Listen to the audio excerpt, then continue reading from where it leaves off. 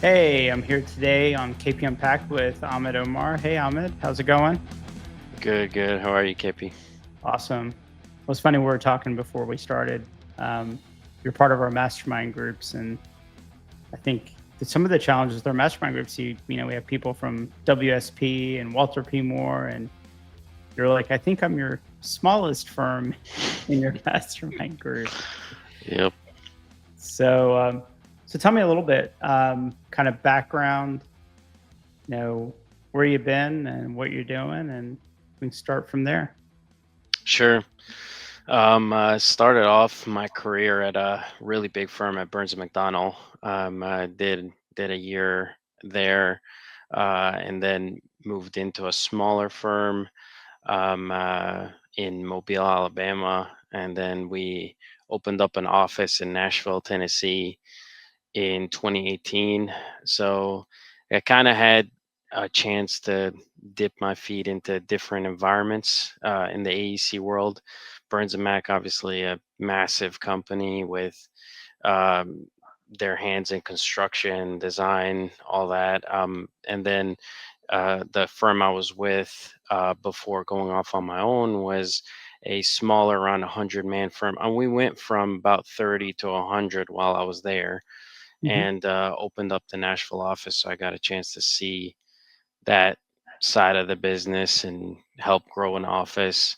And then about 2 years ago, just decided if I can do this for them, then I can probably do it for myself. And kind of most of my frustrations were just getting tired of clunky systems. I was a project manager on my way into ownership, and Mhm. they told me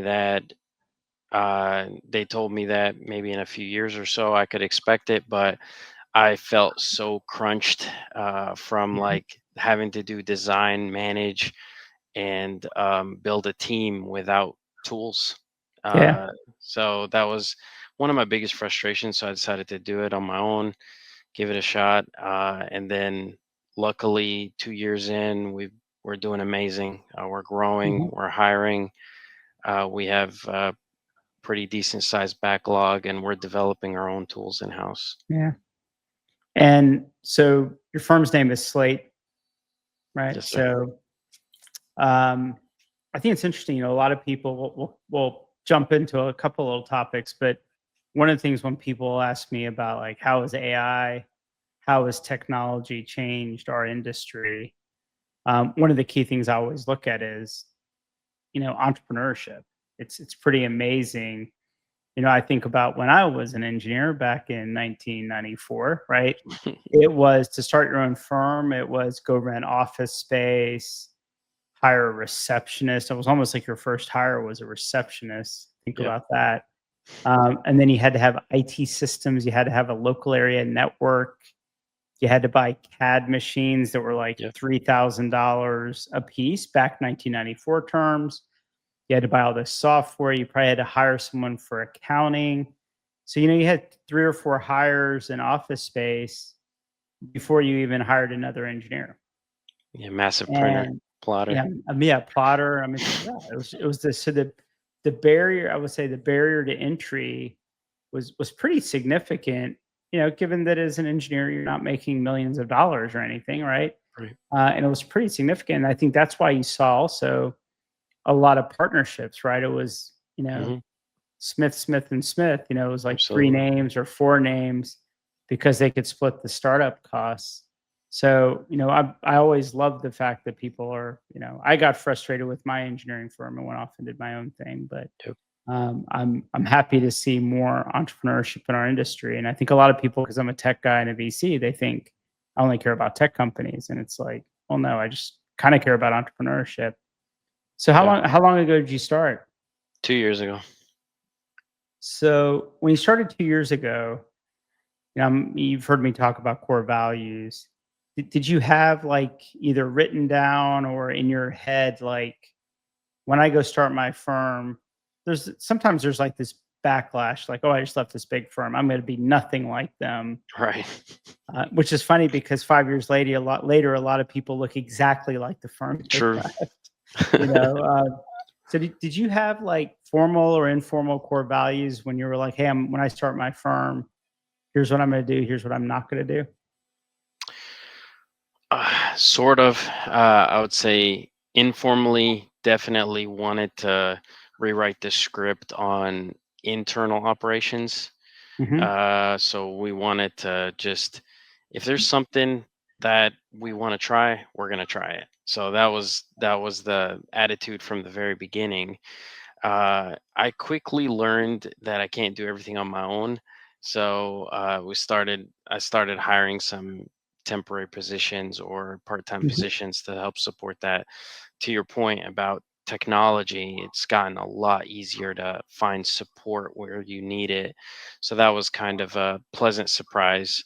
Um, um, and uh, and and then after that kind of morphed into better core values, more well defined, where we were focusing on service opportunities. So we do help a lot of local nonprofit organizations with their projects pro bono. We do other work here and there. We try to work with our local groups to help with leadership opportunities and things like that. So I would say we're pretty involved, a lot more than previous leadership that I Hmm. was involved with. Yeah. So it was a couple of things here and there, but mostly on the internal side, we were trying to look for ways to do things better Yeah. in every aspect.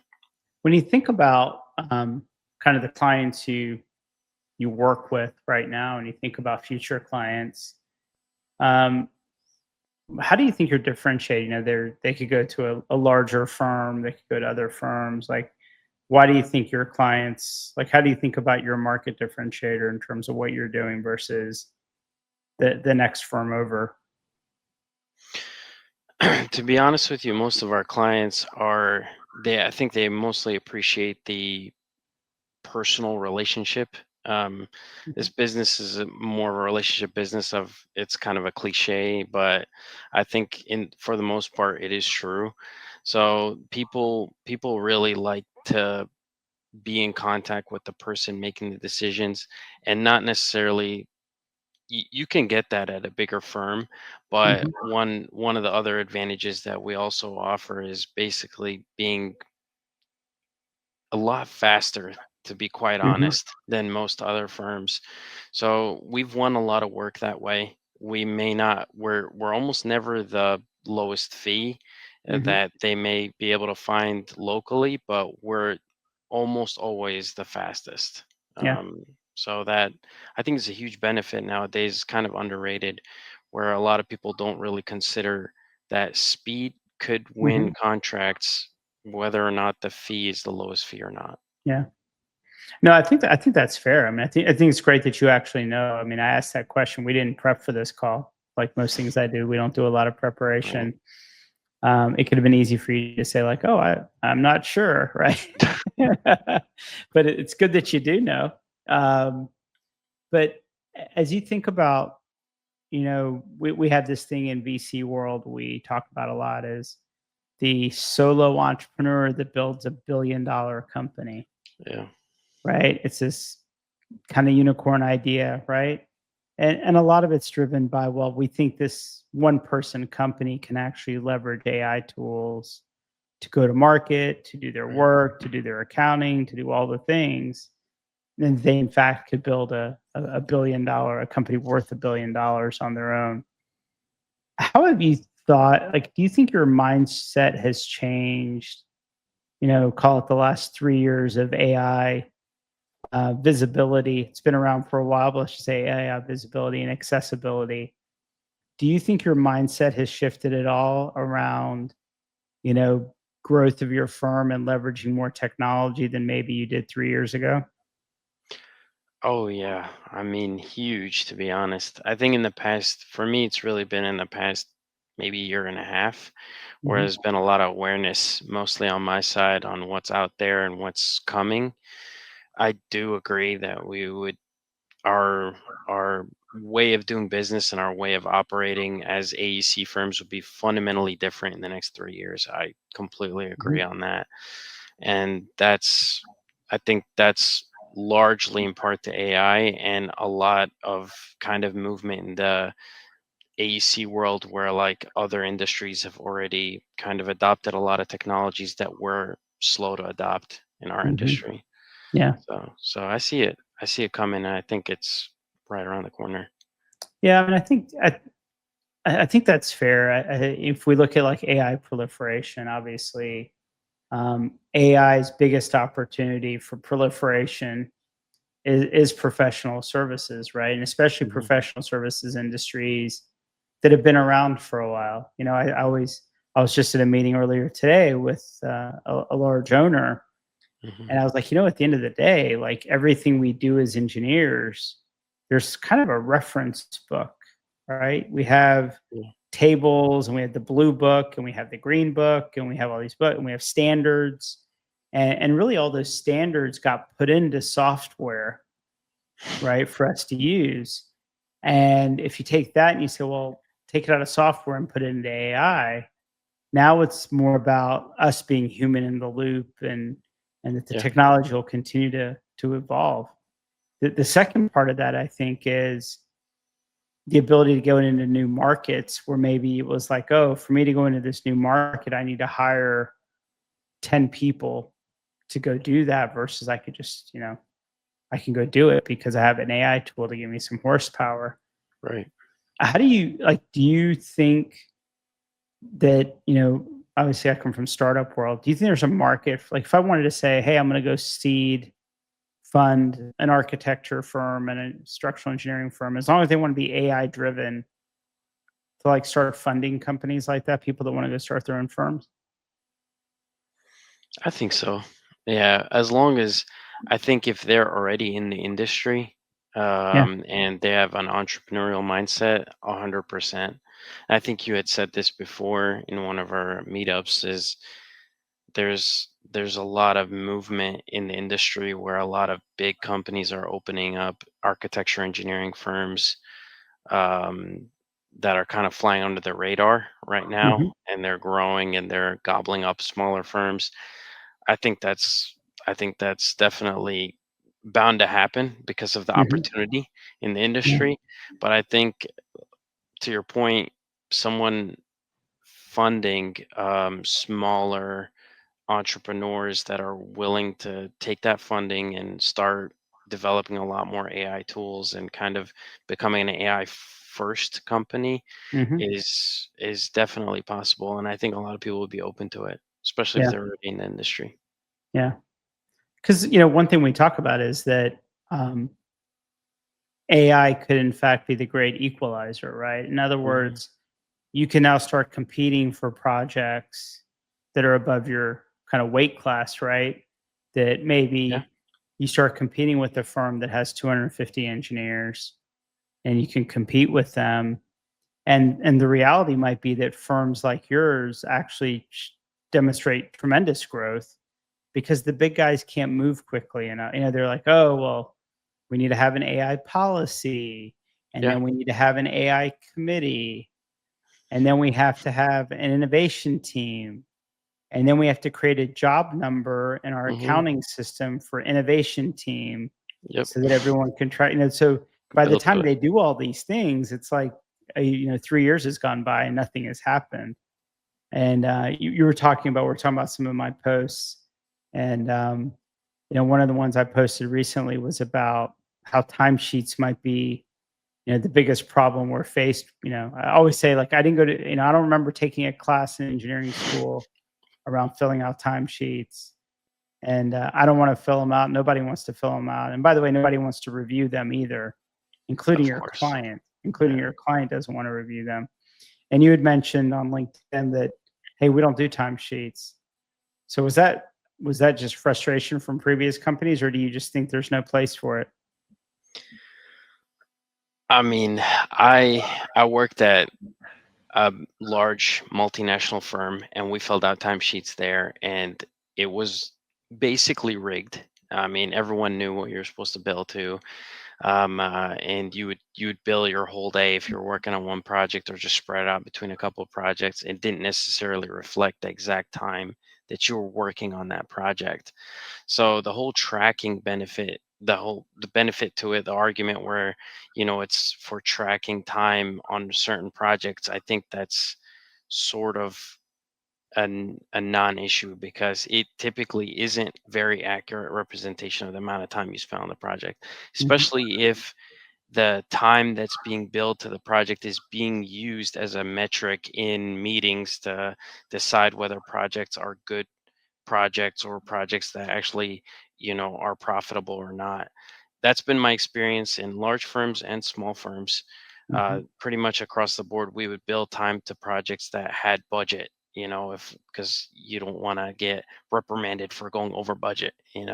So it wasn't really as effective as it seemed to be, or as the original intention of it was.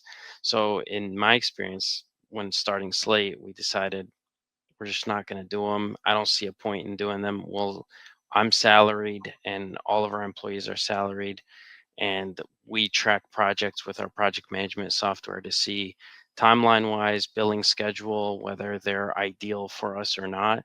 We also Mhm. look at the client, and if the client's an ideal client, meaning they pay on time, are they're bringing us projects that are better portfolio projects than others, then those clients typically, will try to transact with them again. But we're not really so concerned with like which hour you build on. Monday didn't go to the right project, and then all of a sudden, we're over budget, quote unquote Mhm. over budget, because Yeah. most of the time you could go over budget technically on the books, but the company's still profiting. Yeah. So How do you, I gave a talk a few weeks ago, and I was walking through our like how we think about drawings, right? Conceptual, schematic, design development, CD, and shop drawings. And I was making the case that this system is very archaic because it may have been developed at a time when we were like, using vellum or sketching on paper, and the cost of rework was very expensive. If you moved something, it was like yeah, a lot of work. And then we no longer live in that day and age, right? The ability to perpetuate a change, which, sometimes it's the owner or developer drives some change, and sometimes it might be the architect gets a different idea and you go down that road, right? But the predominantly these systems that are in place don't really make sense anymore, and that it's really become the way to do billing. Like, I don't yeah, know that I don't know if there's a definition out there that says a 25% schematic set versus a 50% schematic set has to have certain things in it or yeah, not in it. It's very rule of thumb, right? yeah, And that was one of those things back in the day when BIM was first coming on. There was a lot of concern about that, like, oh, I have to put in all this work up front, but I only get to charge by the outputted drawings, which is slower than the amount of upfront effort. Um, how do you think about that? This idea that like let's just get rid of it, right? Let's just at the end of the day, the customer's paying for a set of drawings to bid out, right? To put out to bid to build a building. I don't think they yeah. care what the percentage completes are, other than we do for billing purposes. I'll be honest with you, KP. I think my experience is a little bit different than most people. We work on some smaller projects, so most of Mhm. our and as I said before, we're usually done a lot faster. So while Yeah. bigger companies are just getting ramped up, we're already at like end of CDs. Mhm. So when typically on most projects we work on, we have one billing point and we bill when we're done, and we'll send the package when we're done. And I think the projects we're working on right now, where we have the three phases and we're billing on certain billing points, are ones where someone on the team, and it's usually the architect, that's stretching out the timeline because they need to they need to bill intermediate, like have intermediate billing points, and not they don't just want to take on all that risk where they're completing all the drawings and then billing at the end. So I think if drawing process is sped up, which it kind of is Hmm. nowadays. Um, I agree. I don't think there's a big reason for SDs, DDs, and CDs. We can just iterate, in the DD phase, Hmm. and there's there. I've never been on a project where we've had more than two iterations. Anyways, it starts to become a burden on the team. So usually we'll pick a design and we'll go with it through a conversation early on in the project. So I agree. I think larger projects, there may be like an intermediate billing point, but won't necessarily maybe doesn't need to be called SDs, DDs, and Yeah. CDs, and then just push to because, like you said, the owners they don't care about any of that stuff. They just No. want their drawings submitted, Yeah. so they can I start always earning joke money. around like, when's the last time an owner called you and said, "Oh my God, that detail on sheet 3 was a work Looks of art." I mean, they it don't looks so care. great, yeah. They don't care. They just want to Admiring my build them. line work, Right. yeah. Oh my God, your line work's Yeah, it's amazing. awesome. Yeah, they never care. I've gotten many calls from owners about price. That's Mhm. usually what we talk about is this is too expensive, Mhm. and we'll go through what we can do to VE it. Um, and I do feel like there's a big misalignment, and especially when there's multiple layers, and I think this is just how things progress. But us as structural engineers, we kind of do maybe about 20 to 30% of the cost is the structure of a Mhm. building, and we're protected from the owner by the architect. So there's Mhm. a little bit of a disconnect between us and the owner. So we Mhm. rarely get to converse with the owner about certain things, only when they request it. And Yeah. so that I think some of those things are can be improved by getting a lot closer to the owner and having those Yeah. conversations early on. Yeah. Do you think, um I've asked owners this, right? This idea of, we hire the architect to manage all the consultants. Right. We hire a GC that manages all the subs, right? And, I've asked the question quite frequently, actually, like, why don't you just hire the consultants separately Hmm.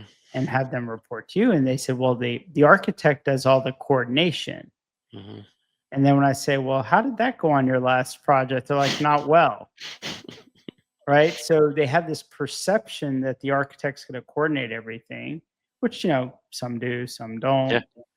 But most of the owners I talk to don't feel like that's actually happening. And so I was like, why don't you just hire them, separately? Why not hire them separately? Right. And I think it's interesting. I think, and some owners do. Obviously, Yeah. some owners. I see it on like NFL stadiums and arenas and things like that. They'll actually hire the structural separate, because the cost of the structure is a big part Huge. of it, Yeah. right? And then I actually have one of my clients who's a big developer. They actually decide to be their own GC. Mm. So they're actually just In that. hiring the subs direct. Yeah. And they figured out that they felt like they could hire their own people, build a team, and manage it better than a GC could, which I thought was pretty fascinating. I've seen that, and I do think they can. To be honest, Yeah. I think like whenever you're the one who's more connected with the developer, or even a GC who's really well connected with the developer, you tend to have better like they tend to have a better grasp on the costs, and Mhm. they do value the cost of the structure. But what it ends up being in many cases is they start beating up on the consultants on the fees. So I've Mhm. I've had that experience a lot where we'll work with a developer GC combo, and the first conversation just starts out with them just wanting to hammer everybody down a couple of grand, on the fees because they're the ones spending the money. Yeah. So Which I always find fascinating, because on a relative basis, the engineering fees are not such a that small, much right? compared to the costs, right? And I feel like, if you treat engineers the way you want, go solve a problem for me, you should actually want to pay them more, Yeah, because if they solve a problem for you, you're going to save so much more on the back end, on the construction right. of the the building and such. So Yeah, and so in a h- lot of cases they want to like just do what you did on the last project, yeah, and that defeats the whole purpose. Like we're not a yeah, rubber stamp, we're not yeah, going to just stamp the last project. yeah. So, How do you think about you're using some AI tools now, right? mhm. Where are you seeing the biggest benefit right now? So far it's been kind of it's helped a lot, but it's still pretty elementary from at least my point of view. Is we're using a lot of AI tools for obviously the meeting notes and the recorders um, and we use ChatGPT extensively. We upload all the codes to it, and yeah, it much faster finding sections, reviewing design reports. It basically right now serving as like a double check in many cases. It speeds up our timelines of finding things, where I could spend hours and hours researching, where, within minutes I've got a pretty solid list of references that I just go check out and I know Mhm, what I need to know. So yeah, we've been using those tools. I mean, my AI um, note taker goes to meetings without me now, mhm, which is a really interesting experience with people who aren't familiar with it. They'll like see this note taker. Many of them think I'm actually in the meeting, but mhm. it's just a note taker taking notes for me. So that's been really helpful. If I can't attend a meeting, it'll actually go to the meeting Yeah, and I'll check the notes out after. And 9 times out of 10, I probably didn't even need to be in that meeting yeah. anyways. Yeah. So we're start to wrap up, but if you had to give advice to someone that was leaving a big firm to start their own, what are some of the things you didn't realize then that you now know that you'd give someone advice on leaving their firm and starting their own? I would say it's not as scary as it looks. It's definitely a journey. There's a lot of learning on the Mhm, way, and I would say if you didn't have experience before with project management, with people management, with the billing side, and understanding how the firm makes money, there would be a lot rougher of a learning curve. But with today's technology rate of advancement with AI tools, I think they can shorten that learning curve a lot. So I'd say if somebody's considering doing it, they could reach out to me.